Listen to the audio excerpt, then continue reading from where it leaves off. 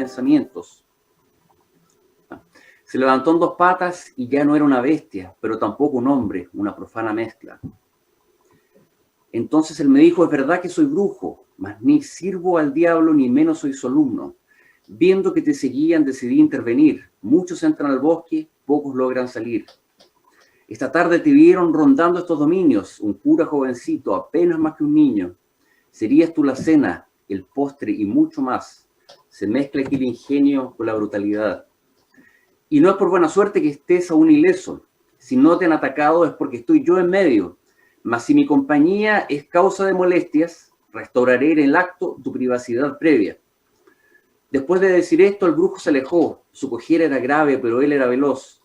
Parpadeé 2 veces y allá había partido. El viento fue su nave, la noche su vestido. Al verme sin el brujo descubrí la verdad. No me encontraba solo, sino con miles más. La luna reflejaba una multitud de ojos enormes y brillantes que en mí estaban absortos. Los vapores rizados, brotando de las zarzas, eran ávido aliento de bocas inhumanas, y aquel rumor que oía, aquel goteo vago, sugería un concierto de hocicos salivando. Busqué el rastro del brujo con desesperación, su alianza ahora buscaba, su oscura protección. Le dije, espera, espera, que voy detrás de ti. El mal tal vez él fuera. Yo quería vivir. Ese es el primero, y el segundo es... Yo creo que dejémoslo en el primero, para dejarlo con el con el suspenso. suspenso. Ok. Tú, este personaje del brujo, ¿de dónde lo tomas? Es porque hay una serie de personajes mitológicos que son como tradicionales, que está la figura, el trauco, la vincoya. Pero este brujo coincide con los brujos que uno conoce de la historia de Chiloé, o es más un desarrollo tuyo. ¿De dónde salió ese personaje? ¿Qué? Bueno, el brujo es un personaje que uno escucha mucho en la niñez. Yo lo escuchaba permanentemente en la ciudad y en el campo, porque era, yo creo que el personaje más temido que el Trauco o que cualquiera otro que hubiera en la mitología chilota. Pero en el caso del brujo que sale en esta narración, es un brujo un poco diferente, porque la figura del brujo tradicional en la mitología chilota es una creación totalmente colonial, porque involucra elementos del cristianismo y de las creencias de los nativos. Este brujo es distinto porque la historia empieza cuando recién se está evangelizando Chiloé. Es, podríamos decir, una especie de proto-brujo. Es una criatura que tiene los poderes mágicos que se le atribuyen a los brujos, pero no todavía esa naturaleza anticristiana que los brujos de Chiloé llegaron a tener. Es una criatura en el fondo que está más relacionada con la naturaleza, con la manipulación de los elementos. Pero lo importante es que su personalidad, en el fondo, independiente de los rasgos que tenga sus poderes, es una personalidad muy manipuladora, y el brujo, aunque parte con buenas intenciones, termina estando a la par con el cura, a pesar de que tiene buenas intenciones al comienzo, termina estando a la par con el brujo, porque los dos son muy ambiciosos y están dispuestos a llegar a lo que sea. Entonces, en ese sentido, hay una sintonía entre ambos, a pesar de que son tan distintos en sus caracterizaciones. Oye, hay algo que me gusta mucho a mí de este libro, que es cómo tú tomas estos mitos que normalmente están bastante para la mirada como del continente, como transformados en algo turístico, por una parte, Sí. o en algo escolarizado también. Sobre todo, o sea, que es algo como que está en el currículum, que se enseña como parte del patrimonio, como una cosa antigua, estática, y esto lo vivifica en la medida que lo ocupas y te apropias de estos personajes. Entonces, ¿cómo te enfrentaste tú a eso? A esa posibilidad o de caer en lo folclórico idealizado, o o de, o de hacerlo como escolar, ¿cómo te saliste de eso? ¿O se dio, o sea, o estás de acuerdo o no con lo que estoy diciendo? No sé. Estoy de acuerdo, lamentablemente la mitología chilota tiene un alto contenido turístico hoy en día, y Chiloé ha cambiado mucho, igual que Chile, y bueno, el mundo en general, el mundo occidental sobre todo, ha cambiado mucho en los últimos 20 años. Pero yo cuando era chico se veían todavía resabios de, no solamente de una, ¿cómo decirlo?, de una tradición, sino que verdaderamente de una creencia de estos mitos. Yo oí, de hecho, este tipo de creencias. Había mucho temor al brujo y a los y al trauco y a la figura, sobre todo en el campo o en las islas interiores que hay acá en Chiloé. Entonces, claro, yo prescindí de las cosas folclóricas y realmente de dignificar a las figuras mitológicas de Chiloé, porque son parte profunda de la identidad que nosotros tenemos acá en la isla. Nosotros tenemos una muy marcada influencia de nuestros dos progenitores culturales, por así decirlo, que son los españoles por un lado. Chiloé fue la última plaza de Chile y en general de Sudamérica que estuvo bajo el dominio español, y también hay un fuerte contenido en nuestras raíces huilliches,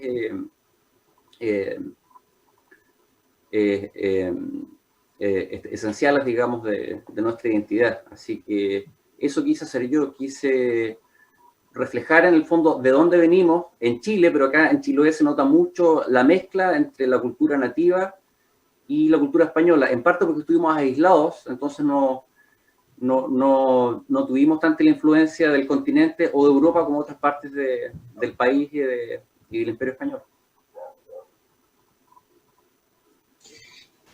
Y esa idea de la mezcla, ¿cómo más la trabajaste? Bueno, la trabajé de adelante hacia atrás. Traté de observar lo que somos hoy en día los chilotes y de dónde vinimos, en el fondo. Y aunque hoy en día está muy integrado en nosotros esta mezcla de lo huilliche y lo español, al punto de vista que de tal manera que ni siquiera lo percibimos, es una cosa natural en nosotros. Si uno va a las raíces se da cuenta de lo diferente que son nuestros padres culturales. Entonces, a partir de eso trabajé.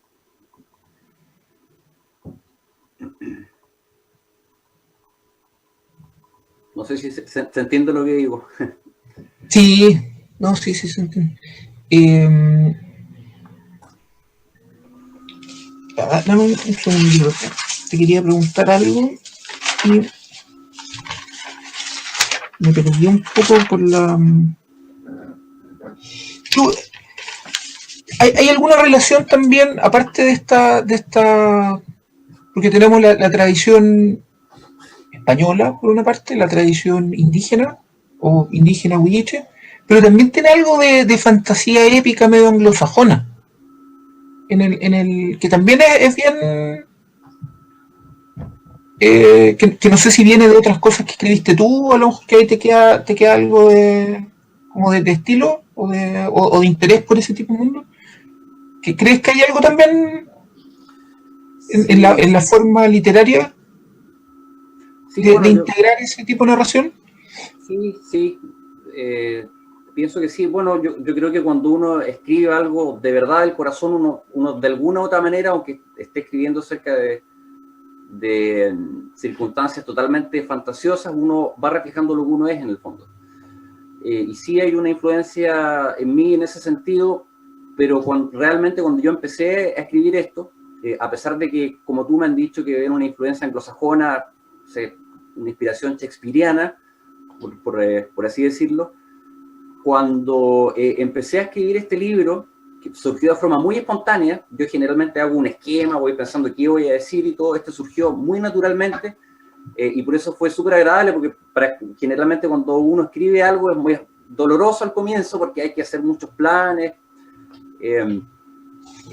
ser muy esquemático, muy teórico. En este caso me surgió de forma espontánea, y yo estaba justo esos días leyendo, muy bajo la influencia de la Divina Comedia de Dante. La Divina Comedia, de hecho, parte similar a lo que yo acabo de leer. Parte en un paseo por el bosque, en el que Dante se va internando por el bosque y se encuentra con estas bestias que lo persiguen, y después se encuentra con Virgilio, que lo empieza a guiar hacia el infierno. Yo pienso que, bueno, traté de no imitar nada, desde luego, pero eso era lo que tenía más en mente cuando empecé a escribir.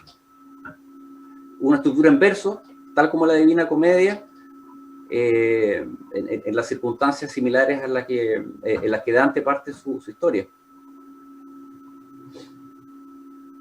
O sea, ahí tú dices que había una influencia media clásica, además como por las lecturas, por un contagio casi. Sí, pienso que sí. Yo no sabía mucho de versificación, muy poquito, fui aprendiendo harto en el camino, y lo que sabía venía sobre todo de narraciones clásicas, como dices tú, de poemas narrativos. Claro, un poco la Ilíada de la Odisea, pero sobre todo los que son ya de la época medieval en adelante. Jerusalén liberada, Orlando el Furioso, y la Divina Comedia, sobre todo, la principal. Oye, ¿tú tienes la noción si acá se están escribiendo cosas en verso narrativas similares? No que yo sepa. He conversado con algunos profesores de castellano, que están siempre pendientes de lo que va saliendo en Chile, y entiendo que en este momento no mucho está en retirada. No está solamente en retirada en la literatura impresa, sino que también la tradición oral de Chiloé, esas historias que nos contaban en un fogón, por medio de la rima, en una cosa casi musical, yo diría que está en retirada, y ojalá que se empiece a valorizar, porque la verdad es que cuando uno escribe en verso, claro, es una gran dificultad, pero esa misma dificultad hace surgir impulsos creativos que no habrían surgido de otra manera. En ese sentido, soy un convencido de que las dificultades en la literatura, en este caso la dificultad de la métrica, ¿cierto? Meter una idea dentro de un verso, hace salir lo mejor de uno. Un profesor me decía algo similar. Él estaba viendo los ejemplos, por ejemplo, de, no sé, cuando hicieron, cuando empezó a surgir la ciudad de Nueva York en los años 20 o la década del 10 del siglo pasado, tenían el problema que estaba Central Park, que era una tremenda extensión de bosque, y los constructores querían empezar a invadir Central Park con edificios, porque realmente la ciudad estaba huyendo mucho y llegaba mucha gente y no había espacio. Entonces, bueno, una pugna entre las personas más ambientalistas y los constructores, y llegaron a una solución muy original, que fue hacer justamente los rascacielos. En vez de crecer horizontalmente, invadiendo los bosques, empezaron a crecer hacia arriba. Bueno, y me decía esto la persona con la que conversé para hacerme ver que realmente las dificultades generalmente sacan lo mejor de uno. Y eso pasa con los versos, así que uno tiene que ser muy preciso, incluir muchas ideas dentro de un solo verso. Eso es lo que traté de hacer yo. En cada verso, no cortarlos, no hacerlos por encabalgamiento, como se llama, sino por algo que se llama esticomatía, que quiere decir que cada frase importa una idea completa. Y esa es la razón también por la que el libro, los versos empiezan todos en mayúsculas. Eso me lo han criticado algunas personas del medio, porque lo normal es que actualmente la literatura hispana, en general de las lenguas romances, vaya siguiendo el esquema de la prosa, es decir, empieza con mayúscula, pero si no hay un corte con punto, sigue en minúscula. Yo, en este caso, elegí empezar cada verso con mayúscula, porque, bueno, por la razón de la esticomatía, y además para acercarlo a la literatura que había en la época en la que se ambienta El Brujo. Por ejemplo, si uno lee literatura antigua en verso, bueno, una más antigua, el Cid Campeador, por ejemplo, en los textos originales empiezan todos en mayúsculas. Y esa fue la razón por la que elegí ese sistema. Claro, no son mayúsculas, en rigor no son mayúsculas, son versales. Claro, exactamente. Es como la letra que marca el inicio de la...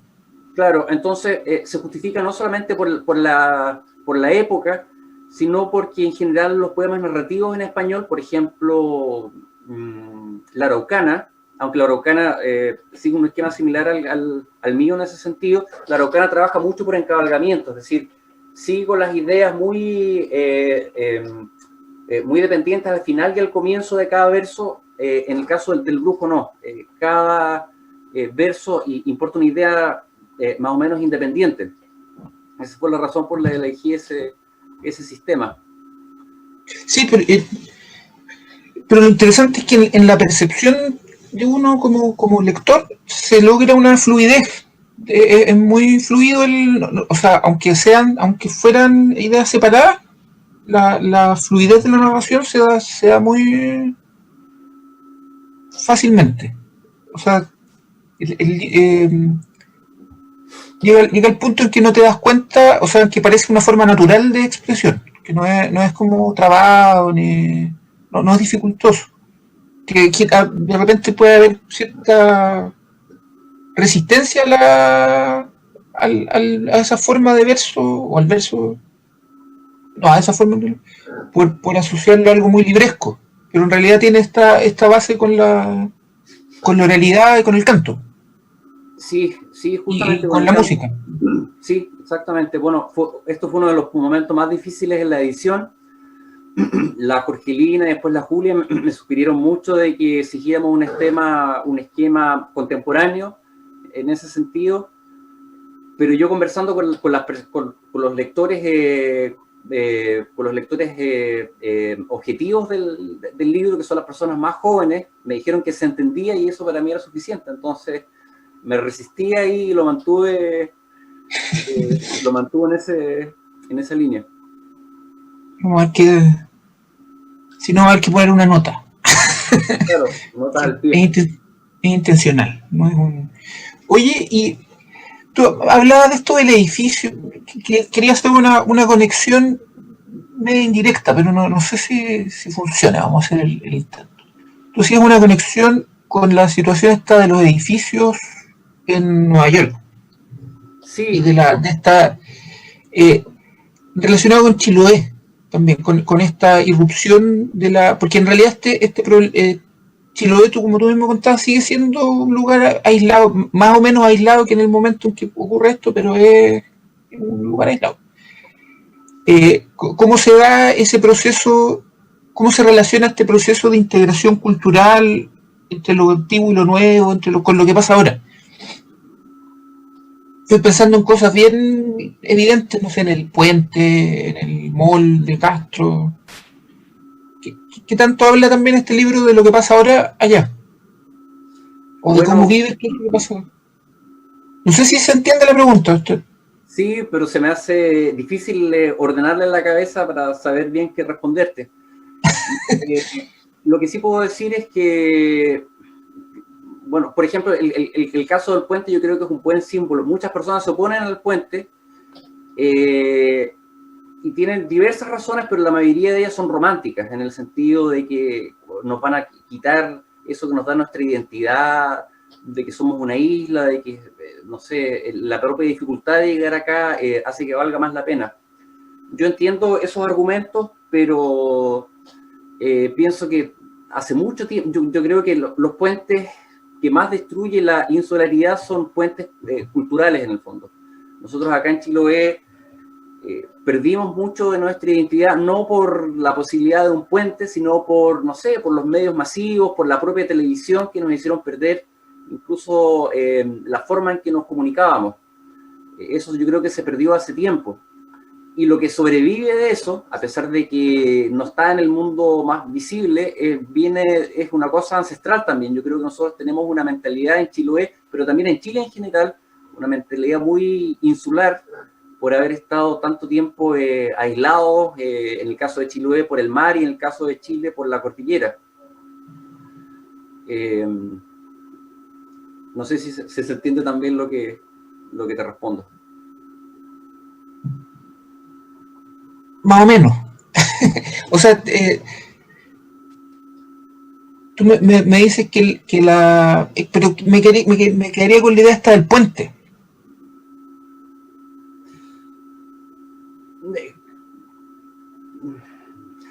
Bueno, sí, tú me decías que, claro, yo tengo amigos, tengo familiares que opinan de una forma y otra, de que todas estas cosas modernas, estos edificios, estos puentes nos hacen perder nuestra identidad, pero yo creo que los verdaderos atentados, a veces son atentados al paisaje, como algunos edificios, pero yo creo que los verdaderos atentados a la identidad viene más por la memoria, viene por la actividad cultural, antes de que por la parte arquitectónica, o por la parte comercial.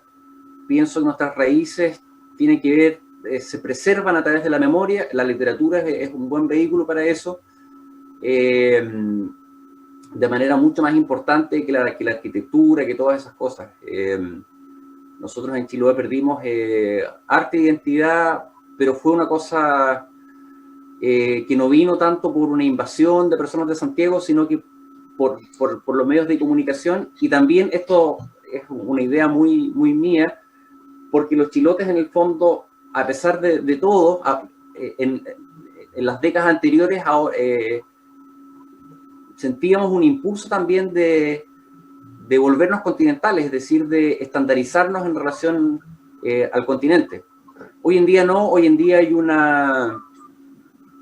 impulso por mantener las raíces, por destacar lo que somos, por hablar de la mitología, por mantener nuestras tradiciones en el campo, y todo eso. Pero lo cierto es que, no sé, pienso que nuestras tradiciones se fueron perdiendo por nuestra propia voluntad, en el fondo, porque sentíamos este complejo antiguamente de ser chilotas, de ser insulares. Es una cosa muy peculiar la que ocurría, porque en el sur de Chile en general se hablaba mal de los chilotes. Ya, los chilotes, qué sé yo, son aguasados, no se relacionan bien con el continente, y eso no es lo grave es que nosotros mismos interiorizamos eso y sentíamos el deseo de perder nuestro acento, de pasar piola, como se dice, cuando íbamos al continente. Y actualmente, por suerte, eso está en retirada. Ahora los chilotes tenemos el impulso contrario, pero lo cierto es que esa propia sentimiento de inferioridad, quizás no muchos compartan esto, pero yo lo percibía cuando era chico, fue muy importante para perder nuestra identidad. Y es una pena porque los chilotes hicimos mucho, no solamente por el sur de Chile, sino que por el país en general. Nosotros ayudamos a reindustrializar, no sé, un montón de ciudades del sur que estaban abandonadas. Nosotros con la Goleta Ancú fuimos a tomar posesión de Magallanes.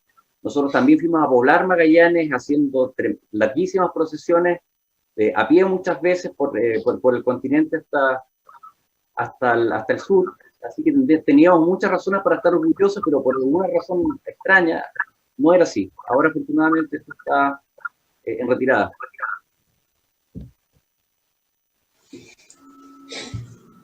Sí, yo me acordaba de la historia hasta lo que tú me contabas de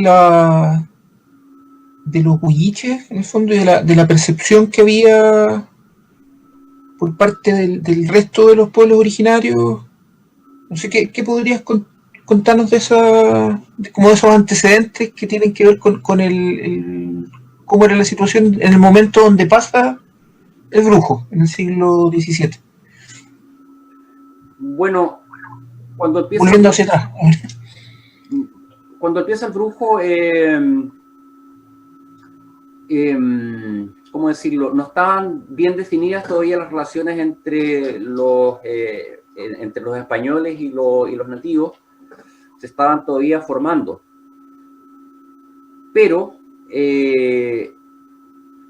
había una diferencia que lo percibían los españoles, pero también los mapuches. Ahora estoy hablando de los nativos del continente, entre las relaciones que había de los huilliches hacia los españoles. ¿Por qué razón? Porque a comienzos de ese mismo siglo, del siglo XVI, ocurrió el desastre de Curalaba, por el cual el cacique Pelentaru logró hacer un alzamiento general contra los españoles, y tuvieron mucho éxito, un éxito histórico realmente del pueblo mapuche, en que los expulsaron de prácticamente todas las ciudades que habían fundado los españoles, la Imperial, qué sé yo, del Biobío al sur. y los españoles se tuvieron que ir, simplemente no pudieron mantener sus posesiones, no hubo cómo. Pero en Chiloé eso no ocurrió. Chiloé era muy importante para los españoles, sobre todo en tiempo de guerra, porque era su posición más austral antes del estrecho de Magallanes, y los huilliches acá no se rebelaron, por lo menos en ese momento, del modo que ocurrió en el continente con los mapuches, con sus hermanos continentales. Y hay varios referencias históricas respecto al resentimiento y el desprecio que tenían los mapuches por sus hermanos del continente, los huilliches, por no rebelarse con el ímpetu que ellos le hicieron respecto a los españoles. Así que quién sabe, a lo mejor ese prejuicio contra los chilotes viene de esa época. Claro, y hay una forma parecida de integrarse con otras culturas que es muy propio de Chiloé, que es distinto al de Santiago, al del resto de Chile, pareciera. Que también...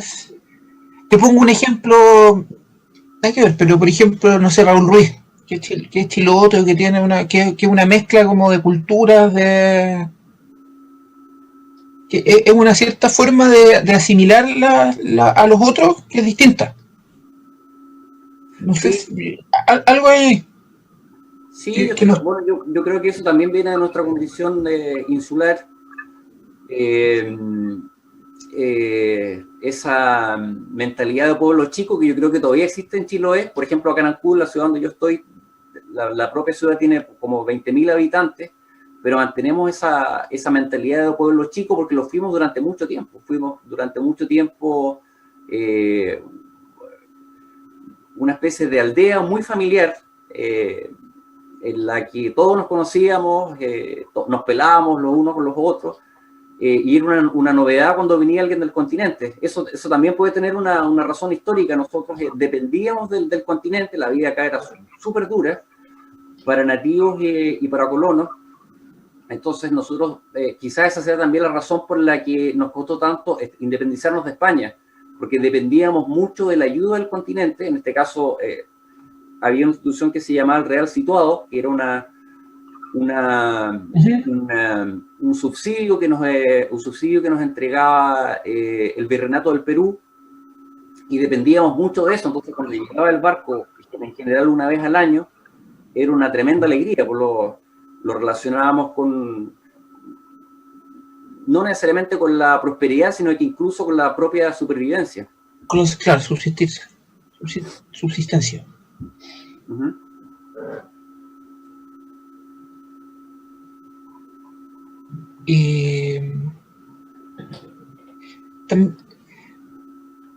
Tú me contabas algo también sobre tus viajes.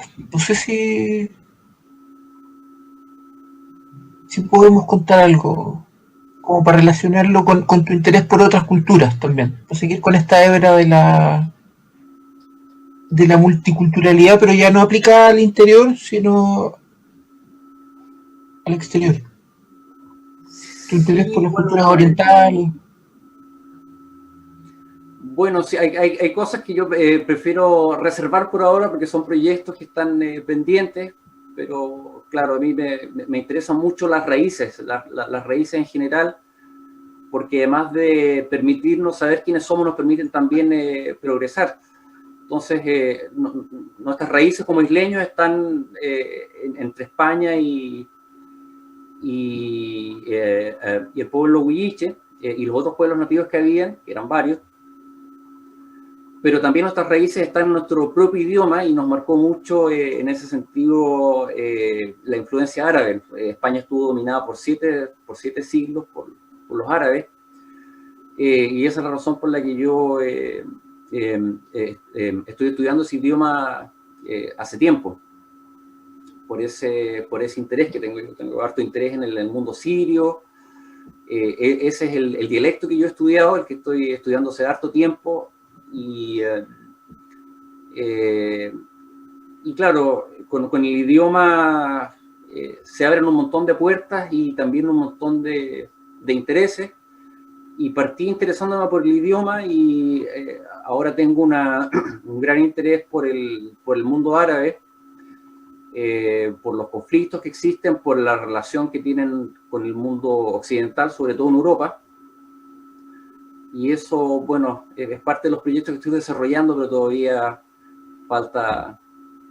me falta para terminarlos. Pero claro, eso es lo que me tiene más involucrado en este momento y más apasionado. Y en el área de para niños o jóvenes, ¿también tienes algún proyecto en camino o resuelto hace poco que nos puedas contar? Sí tengo, estoy produciendo otra historia también en verso, ahora de un periodo un poco posterior de la historia de Chiloé, del siglo XVIII, que fue la época en la que nos estábamos muy pendientes de los piratas ingleses y todo eso. Y es lo que estoy tratando de desarrollar ahora, estoy bien avanzado, así que espero tener esa novedad dentro de poco tiempo.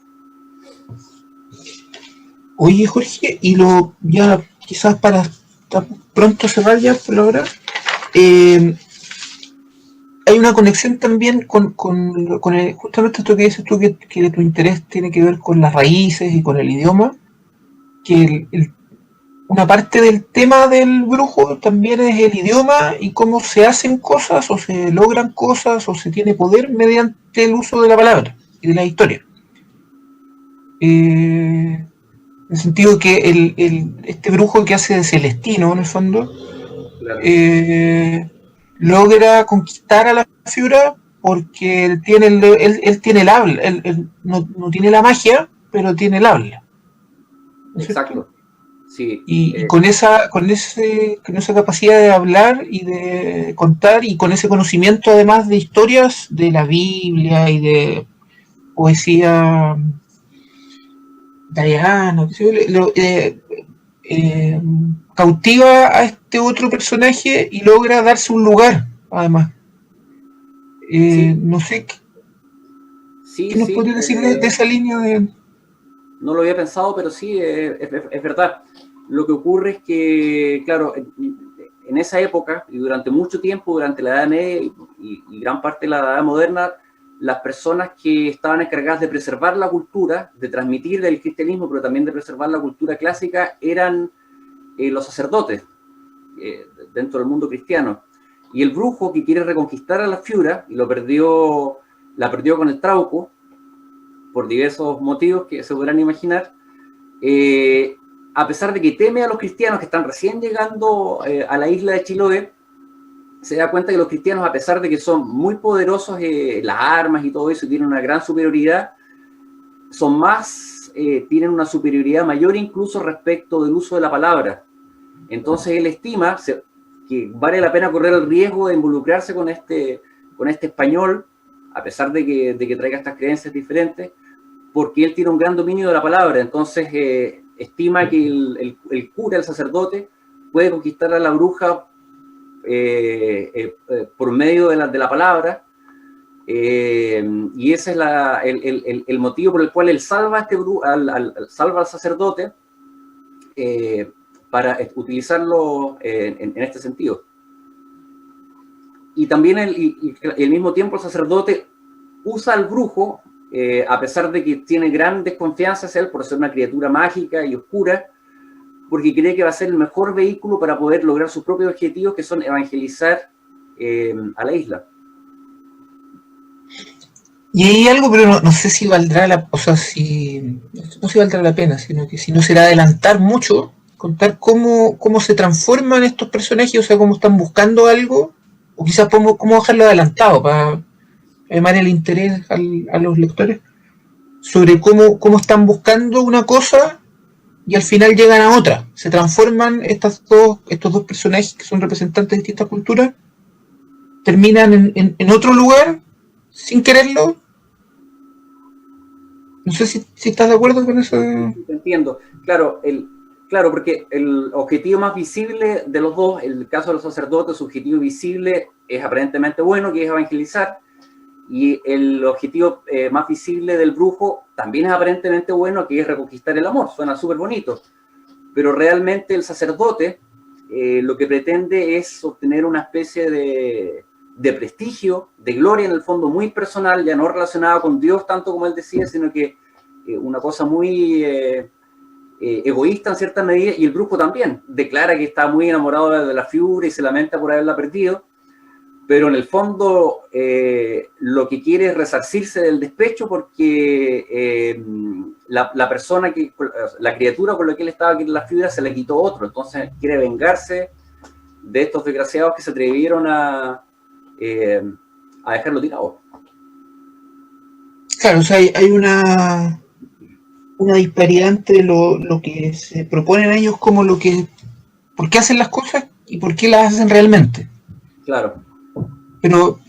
Pero además que eso me gusta, lo dejo tirado como línea para quienes lean este libro. A donde llegan en realidad llegan a un resultado muy distinto al que ellos perciben que llegaron. Claro. Y además está bien sujeto a interpretación en realidad que tan positivo no es a donde llegaron. Claro.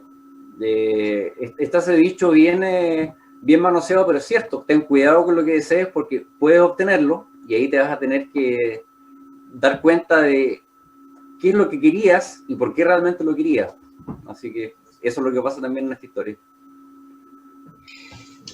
Ya pues, Jorge, fue un gran gusto verte, poder presentar este libro. Perdón. Poder presentar este libro que había tenido un primer lanzamiento más... O sea, que ya está circulando desde el año pasado, pero no habíamos tenido la oportunidad de hacer un lanzamiento más en forma como el de ahora. Además, muy contento de poder estar a la distancia y que funcione este nuevo sistema de la feria. Dejamos también invitados a las personas que están viendo esta transmisión a averiguar y conectarse a otras presentaciones durante los próximos días en la página del FAS. No sé si quisieras agregar algo, Jorge. No, Pablo, solamente darte las gracias por haber conversado conmigo, a los amigos de la producción, a los técnicos, a la gente de FAS y en particular a todas las personas que se están tomando el tiempo de ver este video y de interesarse por la literatura y por las raíces de Chile y de Chiloé. Muchas gracias.